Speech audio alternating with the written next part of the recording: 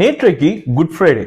நம்ம எல்லாருமே ஒரு விதமான குழப்பத்திற்குள்ளாக சென்ற ஒரு நாளா இது இருந்திருக்கும் இல்லையா? அது என்ன குழப்பம்? கிறிஸ்தவர்களுக்கு இந்த குட் ஃப்ரைடே அன்னைக்கு ஹாப்பி குட் ஃப்ரைடே அப்படின்னு சொல்லணுமா கூடாதா அப்படிங்கிற ஒரு கேள்வி நமக்கு எழுந்திருக்கும். ஏன்னா என்கிட்ட ஒருத்தவங்க இதை தான் கேட்டாங்க, நாங்க இதுக்கு உங்களுக்கு விஷ் பண்ணணுமா வேணாமா அப்படின்னு சொல்லி.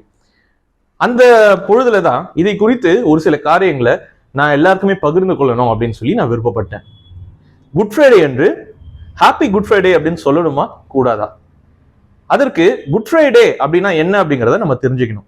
குட் ஃப்ரைடே உண்மையிலேயே அது சந்தோஷமான நிகழ்வா அல்லது துக்கமான நிகழ்வா அப்படிங்கிறத நாம தெரிஞ்சுக்கணும். என்கிட்ட பர்சனலா யாராவது கேட்டாங்க அப்படின்னா, குட் ஃப்ரைடே என்ன பொறுத்த வரைக்கும் சந்தோஷமான நிகழ்வும் கூட, அதே நேரத்துல துக்கமான நிகழ்வும் கூட. இது இரண்டுமே, இந்த இரண்டு பதில்களுமே அதற்கு மிகவும் சரியாக பொருந்தக்கூடிய பதிலாக இருக்கிறது. அப்படி குட் ஃப்ரைடே அன்று என்ன சந்தோஷம், குட் ஃப்ரைடே அன்று என்ன சோகம் அப்படிங்கிறத நாம தெரிஞ்சுக்கிறதுக்கு முன்பாக குட் ஃப்ரைடேனா என்ன அப்படிங்கிறத முதலாவதாக நம்ம புரிந்து கொள்ளலாம். கர்த்தராகிய இயேசு கிறிஸ்து, அதாவது கடவுளாக இருந்த இந்த இயேசு கிறிஸ்து இந்த உலகத்துல வாழ்ந்த பிறகு மரணித்த நாளை தான் குட் ஃப்ரைடே அப்படின்னு சொல்லி கொண்டாடுறாங்க. நான் மறுபடியும் சொல்கிறேன், இயேசு கிறிஸ்து இந்த உலகத்துல மரணத்தை சந்தித்த நாளை தான் குட் ஃப்ரைடே அப்படின்னு சொல்லி சொல்றாங்க. உங்களுடைய தெய்வம் மரிச்ச நாளை எப்படி நம்மளால கொண்டாட முடியும்? அது எப்படி நமக்கு சந்தோஷமான நிகழ்வாக இருக்க முடியும் அப்படிங்கிற கேள்வி நமக்கு வருது இல்லையா? அப்போ அந்த கேள்விக்கான பதிலை நாம் தெரிந்து கொள்ளுகிறதுக்கு முன்பாக இயேசு கிறிஸ்து ஏன் மரிக்க வேண்டும் அப்படிங்கிறத நாம அறிந்து கொள்ள வேண்டியது அவசியமாக இருக்கிறது. இயேசு கிறிஸ்து ஏன் மரிக்க வேண்டும் என்கிற கேள்வியை தெரிஞ்சுக்கிறது முன்பாக இயேசு கிறிஸ்து ஏன் முதல்ல இந்த உலகத்துல வர வேண்டும் அப்படிங்கிறத தெரிஞ்சுக்க வேண்டியது அவசியமாக இருக்கிறது. இந்த உலகத்துல கடவுள் மனுஷனை படைத்த பிறகு மனுஷன் பாவம் செய்தான். கடவுளோட வார்த்தைக்கு கீழ்ப்படியாதபடிக்கு மனுஷன் பாவத்துல விழக்கூடியவனாக மாறி போனான். கடவுளுடைய வார்த்தைக்கு கீழ்ப்படியாம மனுஷன் பாவம் செய்ததுனால இந்த உலகத்துல பாவம் பிரவேசித்தது, பாவத்தோடு கூடவே மரணமும் பிரவேசித்தது. வேதாகமம் சொல்லுகிறது, பாவத்தினுடைய சம்பளம் மரணம், இயேசு கிறிஸ்து அதற்கு தீர்வாக இருக்கிறார் என்று சொல்லி வேதாகம் நமக்கு சொல்லக்கூடியதாக இருக்கிறது. பாவத்தினுடைய சம்பளம் மரணமாக இருக்கிறது. அப்போ பாவம் நடக்கும் பொழுது அல்லது பாவம் வரும் பொழுது மரணமும் அது கூடவே சேர்ந்து வரக்கூடியதாக இருக்கிறது. கடவுள் என்ன செஞ்சாரு? மனுஷனை படைத்த பொழுது அவர் ஒரு வார்த்தையை சொன்னார், ஒருவேளை இந்த பாவத்தை நீங்க செய்தீங்கன்னா அதை செய்கிற நாளில, எனக்கு கீழ்ப்படியாம நீங்க போகிற அந்த நாளிலே நீங்கள் சாகவே சாவீர்கள் அப்படின்னு சொல்லி மரணத்தை அந்த நேரத்திலேயே குறித்தவராக கடவுள் காணப்பட்டார். ஆனா அதையும் மீறிதான் மனுஷன் என்ன செஞ்சா, கடவுளோட வார்த்தைக்கு கீழ்ப்படியாம பாவம் செய்து பாவத்தோடு கூட மரணத்தையும் இந்த உலகத்திற்குள்ளாக கொண்டு வந்து விட்டான். அப்போ இந்த உலகத்திற்குள்ளாக பாவம் வந்து விட்டது, இந்த உலகத்திற்குள்ளாக பாவத்தோடு கூட சேர்ந்த மரணமும் வந்து விட்டது. இப்போ இத எப்படியாச்சும் ஜீவனாக மாற்றணும் இல்லையா? எப்படியாவது இந்த பாவத்துக்கான பரிகாரத்தை செய்து முடிக்கணும் இல்லையா? பாவத்தினுடைய சம்பளம் மரணமாக இருக்கும் பொழுது இதற்கு நடுவுல ஒரு பரிகாரம் செய்யப்படவில்லை என்று சொன்னா மனுஷர்கள் யாவருமே மரணத்தை சந்திச்சிருவாங்க இல்லையா?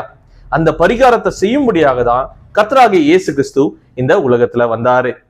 அப்போ இந்த உலகத்துல பாவமான மனுஷன் சாகணும், ஒருவேளை பாவம் இல்லாத ஒரு மனுஷன் மரித்தார் என்று சொன்னால் இதற்கான பரிகாரம் நடந்துவிடும். அதற்காக தான் இயேசு கிறிஸ்து மனிதனாக இந்த உலகத்துல அவர் வந்தாரு. இந்த உலகத்துல மனுஷனா வந்த கர்த்தராகிய இயேசு கிறிஸ்து மனிதனுடைய பாவத்தை தம் மீது ஏற்றுக்கொண்டு, அதாவது என்னுடைய உங்களுடைய நம்ம எல்லாருடைய பாவத்தையும் அவர் மேல ஏற்றுக்கொண்டு அவர் நமக்கு பதிலாக மரணத்தை சந்தித்தாரு. கடவுளால மரிக்க முடியுமா? கடவுளால மரணத்தை சந்திக்க முடியுமா அப்படின்னு கேட்டா அதற்கு ஆம் அப்படிங்கிற பதில கொடுத்தவரே கர்த்தராகிய இயேசு கிறிஸ்து தான். ஏன் தெரியுமா? கடவுள் ஒருவேளை மரித்தார் என்று சொன்னால், ஏன்னா கடவுள் என்கிறவர் அவர் பாவம் அறியாதவர் இல்லையா? இயேசு கிறிஸ்து பாவம் அறியாதவர். அவர் ஒருவேளை நம்முடைய பாவத்தை ஏற்றுக்கொண்டு மரித்தார் என்று சொன்னா இந்த மரணத்திற்கு நம்ம மேல அதிகாரம் போய்விடும். ஏன்னா நம்முடைய பாவம் எல்லாமே நிவர்த்தி செய்யப்பட்டது, நம்முடைய பாவத்திற்கான பரிகாரத்தை இயேசு கிறிஸ்து செய்து முடிக்கிறார் அப்படிங்கிறதுனால. அப்போ இந்த பரிகாரத்தை செய்யும்படியாக தான் கர்த்தராகிய இயேசு கிறிஸ்து இந்த உலகத்துல அவர் மரித்தாரு. அப்போ இயேசு கிறிஸ்து பாவத்தினுடைய பரிகாரமாக மரித்தார் அப்படிங்கிற இந்த நாளை தான் எல்லாருமே புனித வெள்ளியாக அவர்கள் அனுசரிக்கிறார்கள். சரி, இப்போ நம்முடைய கேள்விக்கு வருவோம். ஏன் இயேசு கிறிஸ்துவனுடைய இந்த மரணம் நமக்கு ஒரு சோகமான நிகழ்வு அப்படின்னு கேட்டா, இதுல சோகம் அப்படின்னு சொல்றதை விட ஒரு குற்ற உணர்ச்சி சார்ந்த ஒரு விஷயமாக இது இருக்கிறது என்பதை நாம நினைவில் கொள்ளணும். சரியா? ஒருவேளை நாம ஏதோ ஒரு தப்பு பண்ணிட்டோம்னு வச்சுக்கோமே, இந்த உலகத்துல நம்ம ஒரு தப்பு பண்ணிட்டோம், நமக்கு கிடைக்க வேண்டிய ஒரு தண்டனைய திடீர்னு நம்மளுடைய நண்பர் வந்து நின்று, ஐயோ அந்த தப்ப அவன் பண்ணலங்க, நான் தான் பண்ணேன், தண்டனை கொடுக்கறதா எனக்கு கொடுங்க அப்படின்னு சொல்லி அந்த தண்டனையை ஏற்றுக்கொண்டார் அப்படின்னு சொன்னா நமக்கு என்ன ஆகும்? ஒரு விதமான ஒரு குற்ற உணர்ச்சி வரும் இல்லையா? நம்ம தான் அந்த தப்பை பண்ணோம், நமக்கு தான் இந்த தண்டனை கிடைக்கணும், ஆனா நமக்கு பதிலாக நம்மளுடைய நண்பன் இந்த தண்டனையை ஏற்றுக்கொண்டானே, நம்ம மேல வர வேண்டிய பழிய, நமக்கு வர வேண்டிய இந்த அவமானத்தை நம்மளுடைய நண்பன் ஏற்றுக்கொண்டானே அப்படிங்கிற ஒரு குற்ற உணர்வு வரும் இல்லையா? அதுதான் இங்கேயும் நடக்குது. அப்போ இயேசு கிறிஸ்து நம்முடைய பாவத்தை ஏற்றுக்கொண்டார் என்று சொன்னா, இயேசு கிறிஸ்து நம்முடைய பாவத்திற்கு பதிலாக பாவத்தினுடைய தண்டனையாகிய அந்த மரணத்தை நமக்கு பதிலாக ஏற்றுக்கொண்டார் என்று சொன்னா, இயேசு கிறிஸ்து நம்முடைய பாவத்தையும் அவமானத்தையும் அவர் மீது ஏற்றுக்கொண்டார் என்று சொன்னா நமக்கு குற்ற உணர்ச்சி வரும் இல்லையா?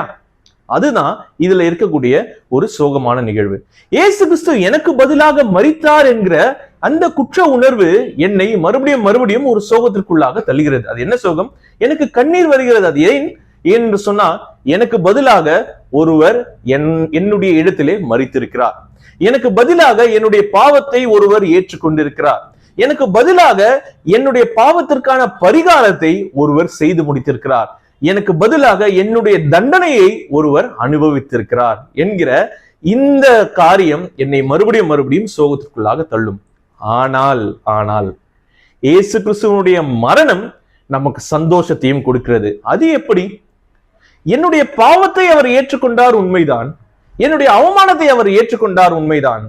சரியா? என்னுடைய தண்டனையை அவர் ஏற்றுக்கொண்டார், உண்மைதான். ஆனால் இதையெல்லாம் அவர் செய்தபடினாலே நான் இன்றைக்கு மரணத்திலிருந்து நீங்கி ஜீவனுக்குள்ளாக சென்றிருக்கிறேன். இந்த எல்லாவற்றையும் இயேசு கிறிஸ்து செய்ததினாலே மனுஷனுக்கு மரணம் வருவதற்கு பதிலாக அவனுக்கு ஒரு ஜீவன் உண்டாக்கப்பட்டிருக்கிறது. அது என்ன ஜீவன்? நித்திய ஜீவன். இயேசு கிறிஸ்து என்ன செய்கிறார் என்று சொன்னால், அவர் நம்முடைய பாவத்தை ஏற்றுக்கொண்டு மரித்ததினாலே மனுஷனுக்கு வர வேண்டிய மரணத்தை அவனிடத்திலிருந்து நீக்கி அவனுக்கு நித்திய ஜீவனை கொடுக்கும்படியாக அவர் சித்தம் கொண்டிருக்கிறார், அவர் விருப்பப்பட்டிருக்கிறார். அப்போ இயேசு கிறிஸ்துவனுடைய மரணமானது கடவுள் எனக்கு பதிலாக மரித்தாரே என்று சொல்லி எவ்வளவு அதிகமாக எனக்கு சோகத்தை கொடுக்கிறதோ அதை விட அதிகமாக ஒரு சந்தோஷத்தை கொடுக்கிறது. அது என்ன?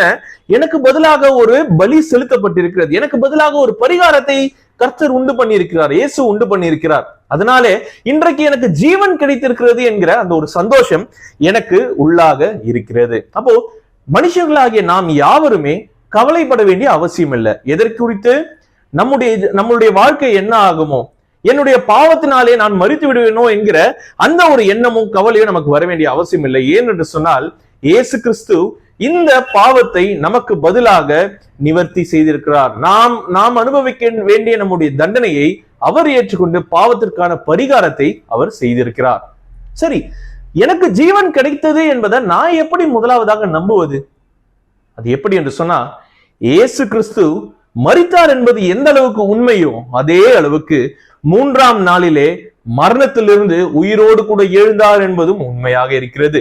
இன்றைக்கு வரைக்கும் இயேசு கிறிஸ்து ஜீவிக்கிற ஒரு ஜீவனுள்ள தேவனாய் இருக்கிறார் என்பதும் உண்மையாய் இருக்கிறது.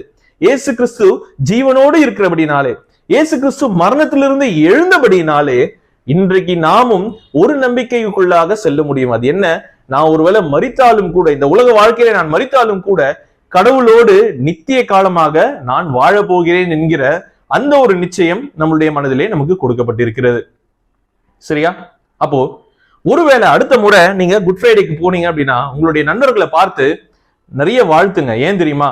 நாம் சோகமாய் இருக்கிற அந்த காரியத்தை விட நமக்கு இருக்கக்கூடிய சந்தோஷம் பெரியது. எனக்கு பதிலாக ஒரு பலி செலுத்தப்பட்டிருக்கிறது, எனக்காக தேவனே இறங்கி வந்து என்னுடைய பாவத்தை நிவர்த்தி செய்திருக்கிறார், எனக்காக தேவனே இறங்கி வந்து என் பாவத்திற்கான பரிகாரத்தை செய்து முடித்திருக்கிறார், எனக்கு அவர் மரணத்தை எடுத்து விட்டு நித்திய ஜீவனை கொடுத்திருக்கிறார் என்கிற அந்த சந்தோஷத்தோடு கூட நீங்க இந்த குட் ஃப்ரைடேவை கொண்டாடுங்க.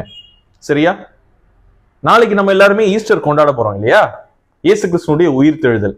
இயேசு கிறிஸ்து உயிரோடு இருக்கிறார் என்பது உண்மை, இயேசு கிறிஸ்து என்றும் ஜீவிக்கிறார் என்பது உண்மை. அவர் உயிரோடு இருக்கிறதுனாலே நாமும் என்ன செய்கிறோம்? ஜீவன் பெற்றிருக்கிறோம், நித்திய ஜீவனுக்குள்ளாக பிரவேசிப்போம் என்கிற நிச்சயத்தை நாம் பெற்றிருக்கிறோம். இயேசு கிறிஸ்து இது எல்லாவற்றையும் நம்முடைய வாழ்க்கையிலே நமக்காக செய்து முடித்திருக்கிறார். இந்த இயேசு கிறிஸ்துவை உங்களுடைய வாழ்க்கையில நீங்கள் ஏற்றுக்கொண்டீர்கள் என்று சொன்னால் உங்களுடைய பாவமான வாழ்க்கையிலிருந்து உங்களுக்கு விடுதலை கிடைக்கும். இயேசு கிறிஸ்து நமக்கு வாக்குத்தத்தம் பண்ணின, அவர் நமக்கு சத்தியம் பண்ணி கொடுத்த அந்த பரலோக நித்திய ஜீவனை நம்மால் சுதந்திரத்துக் கொள்ள முடியும். சரியா? இயேசு கிறிஸ்துவை நம்புங்கள். இயேசுவின் நாமம் மாத்திரமே மகிமைப்படுவதாக. ஆமென்.